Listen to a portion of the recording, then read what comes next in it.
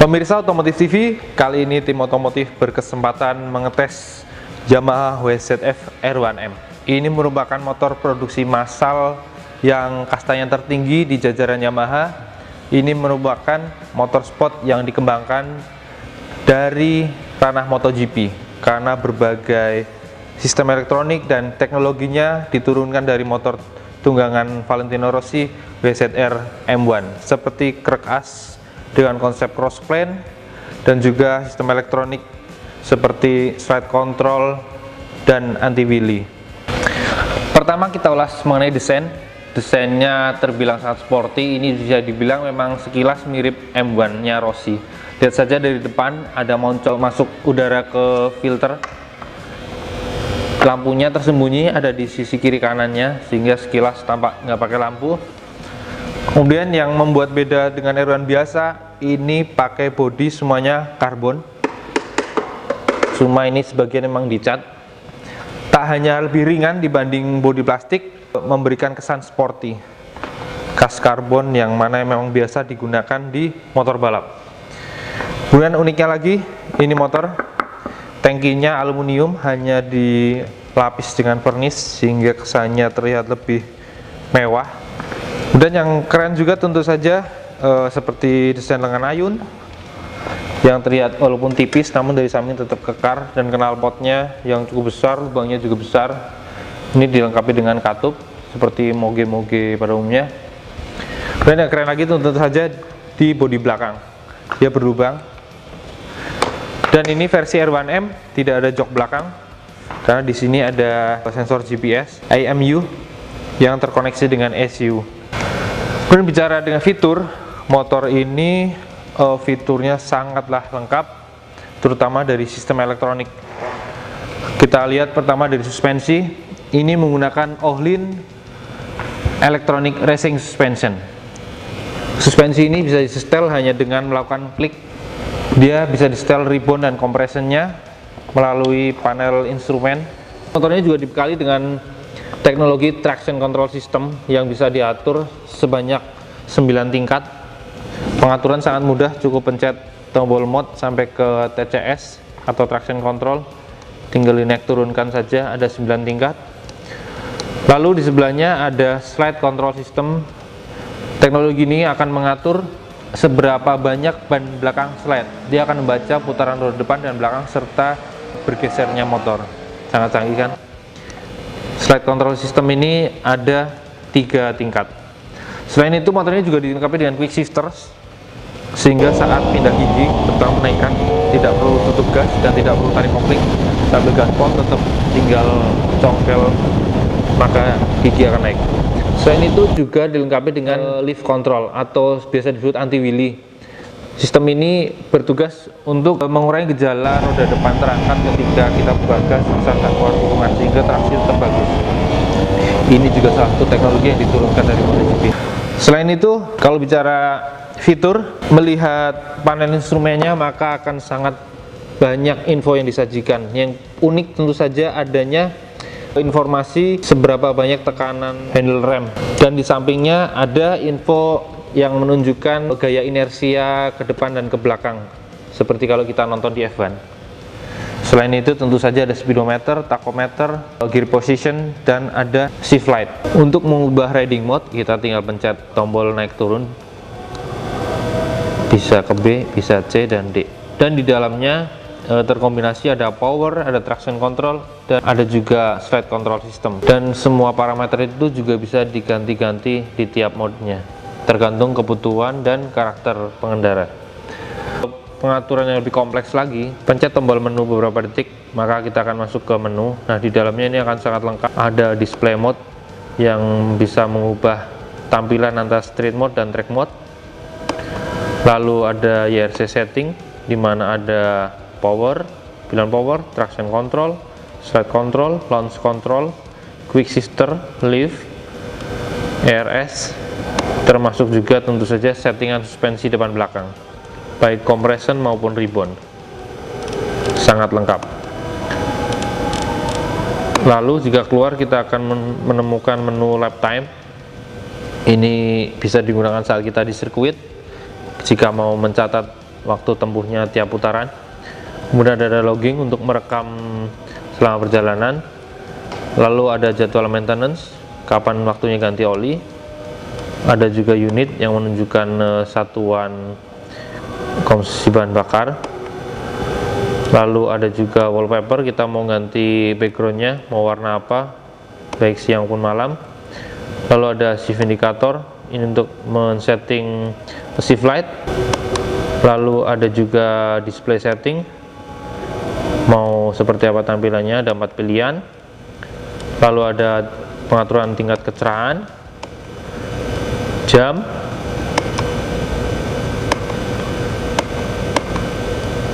yang untuk mereset semua settingan untuk mengembalikan ke settingan standar pabrik. Nah, itu sangat lengkap kan?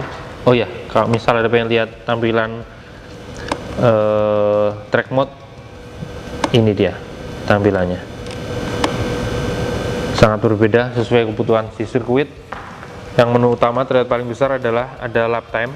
Kemudian di atasnya ada tachometer dengan tampilan lebih besar, jadi lebih jelas terlihat dengan angka mulai di 8.000. Karena kalau di sirkuit pasti kita akan main RPM atas terus. Karena kalau berdasarkan hasil grafik dyno, memang tenaga dan torsi di mana grafiknya udah menanjak tajam adalah mulai 7.000 sampai mentok di 14.000. Maka wajar kalau track mode menampilkan angka tachometer mulai 8.000. Dari sistem pengereman, R1M ini sudah mengaplikasi Unified Braking System, di mana kita mengerem rem depan, rem belakang juga otomatis ikut bekerja seperti kombi brake system. Dan tentu saja sudah dibekali dengan sistem ABS, pengereman jadi lebih aman tanpa perlu takut ban mengunci. Dari ban, dia sudah dibekali Bridgestone Badleg RS10. Ini merupakan ban harian yang namun tipenya bisa buat balap. Mesinnya mengusung 4 silinder segaris dengan konsep cross plan seperti saya jelaskan tadi, makanya di sini ada tertulis CP4, kepanjangannya cross plan. Sistem injeksinya cukup besar, throttle bodinya 48 mili, tentu saja mampu menghasilkan tenaga yang besar. Kalau tadi on wheel 172 dk, kalau klaim dari Yamaha sebenarnya mencapai 198 dk atau 200 PS.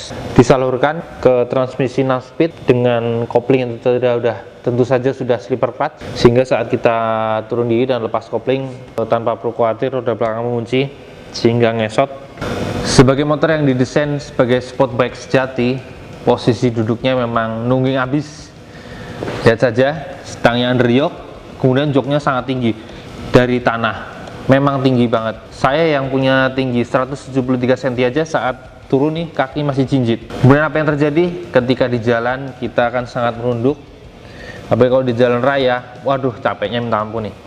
Tangan, lengan, sampai pinggang dan punggung itu selesai jalan setengah jam aja pasti pegalnya minta ampun. Belum lagi nih kalau di jalan raya, panasnya nih. Panas dari mesin menjalar ke sasis sampai ke tangki. Ini tangki aluminium ini sangat panas. Seperti disetrika kalau teman saya bilang. Nggak se-ekstrim itu sih sebenarnya. Di sirkuit tentunya enak karena kan kita kan lebih sering begini baru mundur. Nah, ini posisi yang enak sebenarnya. Bicara sirkuit, Maret silam sebenarnya saya sudah pernah mencoba motor ini di sirkuit Yas Marina Abu Dhabi waktu tes Bridgestone Badleg S21. Memang sangat cocok jika dipakai di sirkuit karena kita bisa memacunya dengan leluasa. Gaspol, rempol, nikung, ini motor pengendaliannya memang istimewa, ringan. Karena apa? Bobot kotornya aja dengan bensin penuh itu hanya 200 kilo. tergolong ringan untuk sport bike. Untuk Moge 1000cc ringan sehingga handlingnya ketika diajak menikung juga sangat nurut, enak banget, diem. Buat gaya elbow down gitu juga enak banget, tetap diem. Tentunya tadi juga karena ditunjang sistem elektronik yang bisa membaca pergerakan motor, kemiringan kanan kiri dan juga ke depan belakang. Kalau bicara handling di sirkuit memang top. Ukuran ban belakangnya tergolong sangat lebar, dia pakai 200/55 yang membalut pelek 6 inch, sementara yang depan pakai ban 120/70 dengan pelek 3,5 inch. Dengan ban yang selebar ini tentu saja menunjang ketika bermanuver, karena apa? Tapak yang bersentuhan dengan aspal juga lebih lebar, sehingga grip bisa lebih bagus. Bicara karakter mesin, dengan karkas Crossplan 4 ini sangat beda dengan mesin 4 silinder yang pada umumnya. Yang pertama, suaranya terdengar lebih kasar saat dinyalakan bunyinya. Nah, bedanya lagi yang kedua, dia punya karakter torsi lebih berisi sejak RPM rendah. Kalau ini dari bawah, buka gas sedikit aja udah kerasanya udah gimana ya, dorongannya terasa lebih kuat. Nggak perlu buka gas gede atau slip atau apa, gas aja udah langsung ngacir. Itu sampai RPM tinggi, sampai mentok 14.000 begitu terus, terutama kalau pakai power mode 1 atau 2 tentunya. Dan tenaga yang dihasilkan sangat besar, seperti yang tadi saya ceritakan, on wheel aja 172 dk.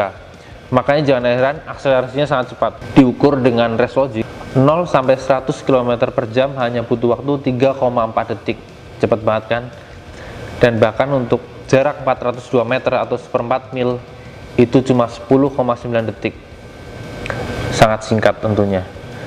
Dan ketika melakukan tes akselerasi itu, rasanya, karena saya ngecengnya ini, rasanya sangat kayak terbang. Kenapa? Karena roda depan nih sedikit melayang-layang setiap kita pindah gigi, walaupun kita sudah mengaktifkan anti wheelie. Oh ya, saat tes akselerasi tersebut, satu fitur yaitu launch control. Fitur ini sangat membantu ketika kita melakukan tes akselerasi start saat balap. Setelah diaktifkan, kita tinggal buka gas maksimal, maka RPM akan terpatok di 10.000 RPM. Masukkan gigi, setelah itu kita tinggal lepas kopling secara perlahan sambil tetap gaspol, maka motor akan meluncur dengan cepat tanpa perlu kita mengatur bukaan gas. Di jalanan Jakarta dan sekitarnya, konsumsi bensin rata-rata ternyata cuma 11,1 km per liter. Itu menggunakan bahan bakar RON 95 dan 98. Kebetulan kemarin sekalian nyoba Pertamax Turbo nih, lumayan boros ya. Nah, demikian sesi test ride kali ini Yamaha WZF R1M yang dijual 812 juta rupiah on the road Jakarta. Jangan lupa subscribe Otomotif TV untuk selalu mengikuti video-video terbaru berikutnya. Sampai jumpa.